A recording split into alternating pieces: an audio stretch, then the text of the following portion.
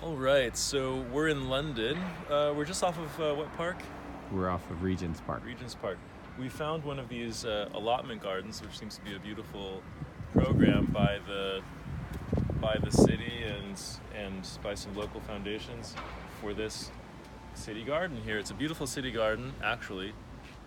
It's quite incredible, and there's I think hundreds of these all over London in the neighborhood. And we've just discovered their compost heap, or as we call them on Make Soil, a soil site.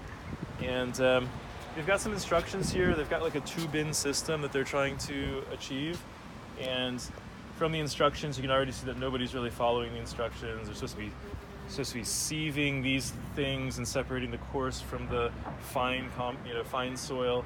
So this is why with Make Soil, we have people who become skilled and competent soil makers. Because the reality of things right now is that almost nobody actually knows how to make soil well. It's a skill that's half forgotten and half never learned, really. We've only been using microbes, we've only been done arguing about a germ theory for about 120 years. Before that, we didn't believe in little invisible animals in the air. So now we know microbes exist, but we are really still at the beginning of harnessing microbes for productive human activity, like saving our own butts and not drowning in our own garbage, which is what making soil can help us do. So, this is a fine attempt, but what's going on here? What would a soil maker in charge of this do? They would look at this and say, it's not evenly distributed. There's not enough airflow, really. Look at these slats; they're so close together. It's not going to achieve a thermophilic hot soil making process. This is going to be a bit more like a worm bin, bug bin, which is okay, but then instead of making soil, a lot of what we're making are worms and beetles and things instead of actual soil.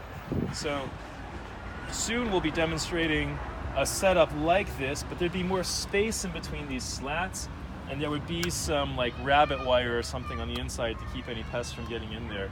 But a lot more airflow would do wonders for this. They're already saying water once in a while, so they're trying to get the moisture thing right. And you should really have to water quite rarely, actually. So the airflow isn't good enough, and